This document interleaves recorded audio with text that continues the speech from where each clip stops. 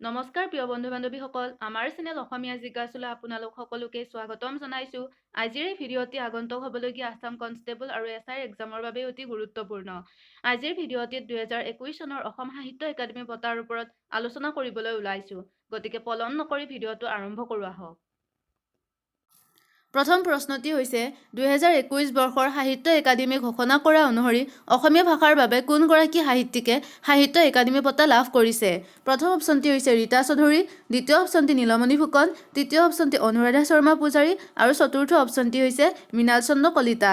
ইয়াৰ ভিতৰত শুদ্ধ উত্তৰটি হ'ব গ অনুৰাধা শৰ্মা পূজাৰী। ৰাজ্যৰ বিশিষ্ট সাহিত্যিক সাংবাদিক অনুৰাধা শৰ্মা পূজাৰীয়ে তেওঁৰ প্ৰকৃতি বিষয়ক জনপ্ৰিয় উপন্যাস ইয়াত এখন অৰণ্য আছিল শীৰ্ষক গ্ৰন্থখনৰ বাবে অসমীয়া ভাষাৰ সাহিত্য একাডেমী বঁটা লাভ কৰে। আৰু 1964 চনত যোৰহাটত অনুৰাধা শৰ্মা পূজাৰীৰ জন্ম হৈছিল আৰু 1987 চনত তেখেতে ডিব্ৰুগড় বিশ্ববিদ্যালয়ৰ পৰা সমাজশাস্ত্ৰ বিষয়ত স্নাতকোত্তৰ ডিগ্ৰী লাভ কৰে আৰু 1993 চনত কলিকতাৰ পৰা সাংবাদিকতাৰ পাঠ্যক্ৰম গ্ৰহণ কৰে। বৰ্তমান স্বাধীন কাকত আৰু সাতসৰী নামৰ অসমীয়া মাহেকীয়া আলোচনীখনৰ সম্পাদক হিচাপে কাৰ্যৰত হৈ আছে। 2003 চনত চাহেবপুৰাৰ বৰষুণ উপন্যাসখনৰ বাবে অসম সাহিত্য সভাৰ কুমাৰ কিশোৰ সোঁৱৰণী বঁটাও লাভ কৰে। কলিকতা চিঠি আৰু ডায়েৰীৰ জৰিয়তে পাঠকৰ হৃদয়ত নিগাজী আসন দখল কৰিবলৈ সক্ষম হোৱা অনুৰাধা শৰ্মা পূজাৰীৰ প্ৰথম উপন্যাসখনেই হৈছে হৃদয় এক বিজ্ঞাপন। তেওঁৰ অন্য গ্ৰন্থবোৰ হৈছে এজন ঈশ্বৰৰ সন্ধানত, বৰাহী নাটৰ ঘাট, চাহেবপুৰাৰ বৰষুণ, বসন্তৰ গান, নীল প্ৰজাপতি আদি। আৰু তেওঁ প্ৰকৃতি ধ্বংসক লৈ সচেতনভাৱে নিজৰ অভিজ্ঞতাৰে লিখা ইয়াত এখন অৰণ্য আছিল গ্ৰন্থখনৰ মূল চৰিত্ৰটো হৈছে লেখক নিজে। গতিকে অনুৰাধা শৰ্মা পূজাৰীৰ বিষয়ে এই গোটেইখিনি ইম্পৰ্টেণ্ট হয়, এক্সামত আহিব পাৰে। দ্বিতীয় প্ৰশ্নটি হৈছে খৰ ছায়াপ অৰ হিমালয় কাব্যপুথিখন কোনে ৰচনা কৰিছে? প্ৰথম অপশ্যনটি হৈছে অনুৰাধা শৰ্মা পূজাৰী, দ্বিতীয় অপশ্যনটি হোমেন বৰগোহাঁই, তৃতীয় অপশ্যনটি মুদাই গাহে আৰু চতুৰ্থ অপশ্যনটি হৈছে ইয়াৰ এটাও নহয়। ইয়াৰ ভিতৰত শুদ্ধ উত্তৰটি হ'ব গ মুদাই গাহাই। বড়ো ভাষাৰ বাবে মুদাই গাহায়ে 2021 বৰ্ষৰ সাহিত্য একাডেমী বঁটা লাভ কৰে আৰু তেওঁৰ কাব্যপুথিখন হৈছে খৰ ছায়াপ অৰ হিমালয় আৰু এই গ্ৰন্থখনৰ বাবেই তেওঁ বঁটা লাভ কৰিবলৈ সক্ষম হয় আৰু লেখক গাহাইৰ প্ৰকৃত নাম হৈছে ডাক্তৰ দেৱকান্ত ৰামচিয়াৰী। ৰতা মডেল হাস্পতালৰ মেডিকেল অফিচাৰ ডক্টৰ ৰামচিয়াৰীয়ে ছদ্মনামতে সাহিত্য চৰ্চা কৰি আহিছে। 3 নম্বৰ প্ৰশ্নটি হৈছে মৃণাল চন্দ্ৰ কলিতাই কোনখন গ্ৰন্থৰ বাবে 2021 বৰ্ষৰ সাহিত্য একাডেমী বঁটা লাভ কৰিছে? প্ৰথম অপশ্যনটি হৈছে ইয়াত এখন অৰণ্য আছিল, দ্বিতীয় অপশ্যনটি বুকুল ফুলৰ দৰে, তৃতীয় অপশ্যনটি দেউকা কোবাইজাৰ, চতুৰ্থ অপশ্যনটি হৈছে ঊষা অনিৰুদ্ধ। ইয়াৰ ভিতৰত শুদ্ধ উত্তৰটি হ'ব খ বুকুল ফুলৰ দৰে। 2021 বৰ্ষৰ সাহিত্য একাডেমীৰ শিশু পুৰস্কাৰ লাভ কৰিছে আৰু পাণ্ডু কলেজৰ গণিত বিভাগৰ সহযোগী অধ্যাপক মৃণাল চন্দ্ৰ কলিতাই তেওঁৰ বহুপঠিত উপন্যাস বুকুল ফুলৰ দৰে বাবে সাহিত্য একাডেমী বঁটা লাভ কৰিছে। 4 নম্বৰ প্ৰশ্নটি হৈছে জিউ গুণাং চহৰ বাবে কোনগৰাকী ব্যক্তিক সাহিত্য একাডেমী বঁটা লাভ কৰিছে? প্ৰথম অপশ্যনটি হৈছে মৃণাল চন্দ্ৰ কলিতা, দ্বিতীয় অপশ্যনটি অভিজিত বৰা, তৃতীয় অপশ্যনটি ৰীতা চৌধুৰী, চতুৰ্থ অপশ্যনটি হৈছে গৌতম দৈমাৰী। ইয়াৰ ভিতৰত শুদ্ধ উত্তৰটি হ'ব ঘ গৌতম দৈমাৰী। বড়ো ভাষাৰ বাবে সাহিত্য একাডেমী বঁটা লাভ কৰিছে তেওঁ আৰু ৰঙিয়া মহাবিদ্যালয়ৰ বড়ো বিভাগৰ অতিথি অধ্যাপক গৌতম দৈমাৰীয়ে তেওঁৰ কাব্য গ্ৰন্থ জিউ গুণাং চহৰ বাবেই এই বঁটা লাভ কৰিছে। তেওঁৰ ঘৰ শোণিতপুৰৰ ৰঙাপাৰাত আৰু এই বঁটাটোত আছে তাম্ৰ স্মাৰক আৰু নগদ 50,000 টকা। নেক্সট প্ৰশ্নটি হৈছে ডাক্তৰ দেৱকান্ত ৰামচিয়াৰীৰ প্ৰথমখন কবিতা পুথিৰ নাম কি? প্ৰথম অপশ্যনটি হৈছে কলিকতাৰ চিঠি, দ্বিতীয় অপশ্যনটি দাও হাথিলিনি ফ্ৰাই, তৃতীয় অপশ্যনটি দেউকা কোবাইজাৰ, চতুৰ্থ অপশ্যনটি হৈছে ইয়াৰ এটাও নহয়। ইয়াৰ ভিতৰত শুদ্ধ উত্তৰটি হ'ব খ দাও হাথিলিনি ফ্ৰাই। বৰ্তমানলৈ তেওঁ বড়ো ভাষাত 10খন কবিতা পুথিৰ লগতে অসমীয়া ইংৰাজী ভাষাতো কবিতা ৰচনা কৰিছে আৰু 2014 চনত তেওঁ বড়ো সাহিত্য সভাৰ সোমেশ্বৰী ব্ৰহ্ম বঁটাও লাভ কৰিছে।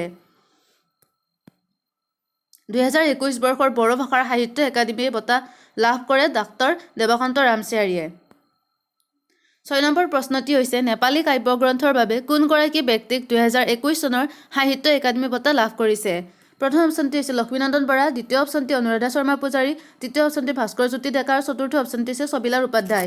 ইয়াৰ ভিতৰত শুদ্ধ উত্তৰটি হ'ব খ ছবিলাল উপাধ্যায়। ঢেকীয়াজুলিৰ 6 নং ৱাৰ্ড নিবাসী কবি সাহিত্যিক সমালোচক ছবিলাল উপাধ্যায় 1998 চনত সাহিত্য একাডেমী অনুবাদ বঁটাও পাইছিল আৰু তেওঁ চন্দ্ৰগুপ্ত নাটকখনৰ বাবে অনুবাদ বঁটা লাভ কৰিছে।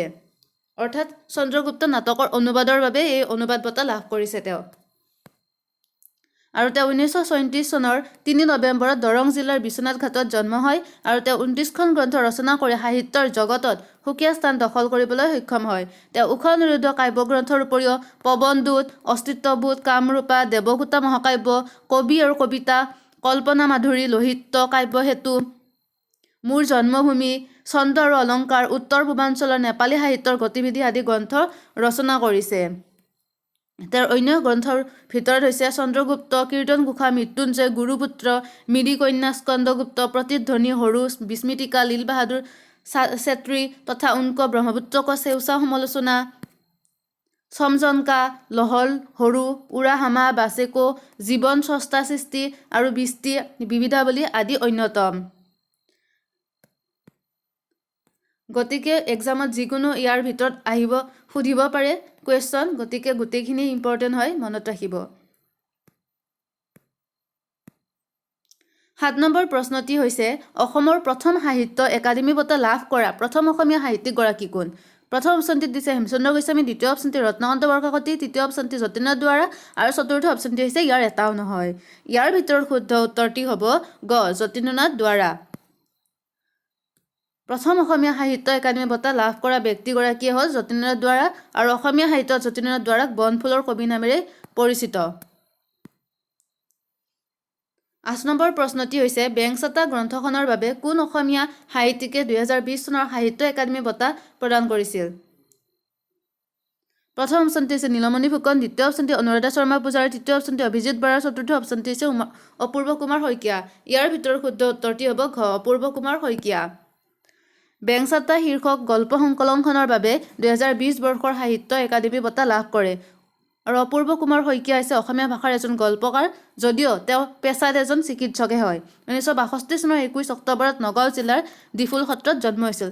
এতিয়া প্ৰশ্ন এক্সামত এনেকৈ আহিব পাৰে যে কোনখন গল্প সংকলনৰ বাবে 2020 বৰ্ষৰ অসমীয়া ভাষাৰ সাহিত্য একাডেমী বঁটা লাভ কৰে অপূৰ্ব কুমাৰ শইকীয়াই? তেতিয়া হ'ব বেংচাটা, বা এনেকুৱা ধৰণৰ সুধিব পাৰে যে 2020 বৰ্ষৰ অসমীয়া ভাষাৰ সাহিত্য একাডেমী বঁটা কোনে লাভ কৰে? এতিয়া এনচাৰটি হ'ব অপূৰ্ব কুমাৰ শইকীয়া। গতিকে এই আটাইখিনি ইম্পৰ্টেণ্ট হয়, এক্সামত যিকোনো কুৱেশ্যন সুধিব পাৰে। আৰু তেওঁৰ প্ৰকাশিত গ্ৰন্থবোৰ হৈছে ব্যৰ্থ নায়ক, লয়াৰ্ছ বুক ষ্টল, বিষয়, প্ৰেমৰ সংবিধান, ৰেণু প্ৰকাশ, মাটি আখৰা, ক্ৰান্তিকাল প্ৰকাশন, বজাৰত এদিন, বাণী মন্দিৰ, লিংগমুক্ত পৃথিৱীৰ সাধু, আগবাগ প্ৰকাশন, বেংচটা, আগবাগ প্ৰকাশন। আৰু হৈছে অসমীয়া মানুহৰ জিন, এক্সেল প্ৰিণ্টাছ, চতৰ উৰহী, পাঞ্চজন্য প্ৰকাশন। আৰু তেওঁ সম্পাদনা কৰা গ্ৰন্থবোৰ হৈছে দেশী বিদেশী গল্প সম্ভাৰ, অসম সাহিত্য সভা। আৰু তেওঁ লাভ কৰা বঁটা আৰু সন্মানবোৰ হৈছে যাদৱ চন্দ্ৰ সূৰণী বঁটা, বজাৰত এদিনলৈ শ্ৰেষ্ঠ গ্ৰন্থখনৰ বাবে যাদৱ শৰ্মা সূৰণী বঁটা লাভ কৰে, আৰু অন্তলিপি সাহিত্য বঁটা, ইণ্ডিয়ান মেডিকেল এছ'চিয়েশ্যনৰ লিটাৰেলি এক্সেলছ বঁটা, মৰমলেণ্ড বছৰটোৰ শ্ৰেষ্ঠ সাহিত্যকৰ বঁটা, সাহিত্য একাডেমীৰ কথা সন্ধি সন্মান, চতৰ উৰহী গ্ৰন্থখনৰ বাবে অসম সাহিত্য সভাৰ অম্বিকাগিৰি ৰায়চৌধুৰী বঁটাও লাভ কৰে তেওঁ। গতিকে অপূৰ্ব কুমাৰ শইকীয়া বিষয়ে বহুতো জানিবলগীয়া ইয়াৰ ভিতৰত আছে, গোটেইখিনি ইম্পৰ্টেণ্ট হয়, মনত ৰাখিব। আৰু 9 নম্বৰ প্ৰশ্নটি হৈছে বৰ্তমানলৈ অসমীয়া ভাষাত সাহিত্য একাডেমী বঁটা প্ৰদান কৰা হৈছে। প্ৰথম অপশ্যনটিত দিছে 60 জনক, দ্বিতীয় অপশ্যনটি হৈছে 55 গৰাকীক, তৃতীয় অপশ্যনটি হৈছে 72 গৰাকীক আৰু শেষৰ অপশ্যনটি হৈছে 65 গৰাকীক। ইয়াৰ ভিতৰত শুদ্ধ উত্তৰটি হ'ব ক, 60 গৰাকীক। 2021 চনলৈ মুঠ 60 গৰাকী সাহিত্যিকে অসমীয়া ভাষাত সাহিত্য একাডেমী বঁটা লাভ কৰিছে, আৰু এই অনুষ্ঠানটোৱে 1955 চনত প্ৰথমবাৰৰ বাবে সাহিত্য একাডেমী বঁটা 13টা ভাষাৰ 13 গৰাকী সাহিত্যিকক প্ৰদান কৰিছিল। আৰু এই 13 গৰাকী সাহিত্যিকৰ ভিতৰতে অসমীয়া ভাষাৰ কবি যতীন্দ্ৰনাথ দুৱৰাৰ নামো অন্তৰ্ভুক্ত হৈছিল। 10 নম্বৰ প্ৰশ্নটি হৈছে স্বাধীনতাৰ 75 বছৰীয়া অমৃত মহোৎসৱ তথা সুশাসন দিৱসৰ সৈতে সংগতি ৰাখি অটল এৱাৰ্ড প্ৰদান কৰা অসমৰ কিমানজন ব্যক্তিক প্ৰদান কৰিছে? প্ৰথম অপশ্যনটিত দিছে 4 গৰাকীক, দ্বিতীয় অপশ্যনটিত 10 গৰাকীক, তৃতীয় অপশ্যনটি 5 গৰাকীক আৰু চতুৰ্থ অপশ্যনটি হৈছে 8 গৰাকীক। ইয়াৰ ভিতৰত শুদ্ধ উত্তৰটি হ'ব গ, 5 গৰাকীক। স্বাধীনতাৰ 75 বছৰীয়া অমৃত মহোৎসৱ তথা সুশাসন দিৱসৰ সৈতে সংগতি ৰাখি প্ৰাক্তন প্ৰধানমন্ত্ৰী অটল বিহাৰী বাজপেয়ীৰ সোঁৱৰণত সমাজৰ বিভিন্ন ক্ষেত্ৰত অৱদান আগবঢ়োৱা অসমৰ 5 গৰাকী বিশিষ্ট মহিলাক অটল এৱাৰ্ড প্ৰদান কৰা হৈছে। আৰু সেই 5 গৰাকী মহিলা হৈছে লোক সংস্কৃতিৰ সাধক ডক্টৰ মন্দিৰা বৰুৱা, যশস্বী কণ্ঠশিল্পী ডক্টৰ মৌচুমী চহৰীয়া, বিশিষ্ট লেখিকা মনোমতী কুৰ্মী, কৃষক যামিনী কলিতা আৰু প্ৰকৃতিবিদ পূৰ্ণিমা দেৱী বৰ্মন। 11 নম্বৰ প্ৰশ্নটি হৈছে 2021 চনৰ অসম সাহিত্য একাডেমীৰ যুৱ বঁটা কোনে লাভ কৰে? প্ৰথম অপশ্যনটি হৈছে অপূৰ্ব শৰ্মা, দ্বিতীয় অপশ্যনটি নগেন শইকীয়াই, তৃতীয় অপশ্যনটি অভিজিত বৰাই আৰু চতুৰ্থ অপশ্যনটি হৈছে ইয়াৰ এটাও নহয়। ইয়াৰ ভিতৰত শুদ্ধ উত্তৰটি হ'ব গ অভিজিত বৰা। 2021 চনৰ অসম সাহিত্য একাডেমীৰ যুৱ বঁটা অভিজিত বৰাই লাভ কৰে। অসমীয়া ভাষাৰ বাবে যুৱ পুৰস্কাৰ লাভ কৰিছে অভিজিত বৰা আৰু কটন বিশ্ববিদ্যালয়ৰ গৱেষক ছাত্ৰ আছিল অভিজিত বৰা আৰু তেওঁৰ গল্পপুথিখন হৈছে দেউকা কোবাই যায় আৰু এই দেউকা কোবাই যায় গ্ৰন্থখনৰ বাবে তেওঁ অসমীয়া ভাষাৰ যুৱ পুৰস্কাৰ লাভ কৰিছে আৰু তেওঁৰ জন্ম গোলাঘাটৰ দয়াং টেঙানীৰ আলিমূৰত আৰু তেওঁৰ গল্পপুথি দেউকা কোবাই যায় গ্ৰন্থখনৰ বাবে 2020 চনত মুনীন বৰকটকী বঁটাও লাভ কৰে।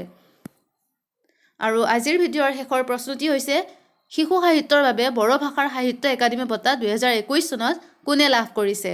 প্ৰথম অপশ্যনটিত দিছে ৰত্নেশ্বৰ নাৰ্জাৰীয়ে, দ্বিতীয় অপশ্যনটি ঋতুৰাজ নাৰ্জাৰীয়ে, তৃতীয় অপশ্যনটি অনুৰাধা শৰ্মা পূজাৰী আৰু চতুৰ্থ অপশ্যনটি হৈছে ইয়াৰ এটাও নহয়। ইয়াৰ ভিতৰত শুদ্ধ উত্তৰটি হ'ব ক ৰত্নেশ্বৰ নাৰ্জাৰীয়ে। দিখোলা চেলুবাথা শিশু গ্ৰন্থখনৰ বাবে বড়ো ভাষাৰ সাহিত্য একাডেমী বঁটা 2021ত ৰত্নেশ্বৰ নাৰ্জাৰীয়ে লাভ কৰিছে। চ' আজিলৈ ইমানেই। আজিৰ এই ভিডিঅ'টি আগন্তুক হ'বলগীয়া এক্সামবোৰত অলপ হ'লেও সহায় কৰিব। ভিডিঅ'টো যদি ভাল পাইছে তেতিয়াহ'লে লাইক, শ্বেয়াৰ এণ্ড ছাবস্ক্ৰাইব কৰিবলৈ নাপাহৰিব আৰু আগৰ ভিডিঅ'বোৰ যদি চোৱা নাই তেতিয়াহ'লে ডিছক্ৰিপশ্যনত দিয়া লিংকবোৰ ক্লিক কৰি আপোনালোকে চাব পাৰিব। নেক্সট ভিডিঅ'ত পুনৰ লগ পাম। ধন্যবাদ।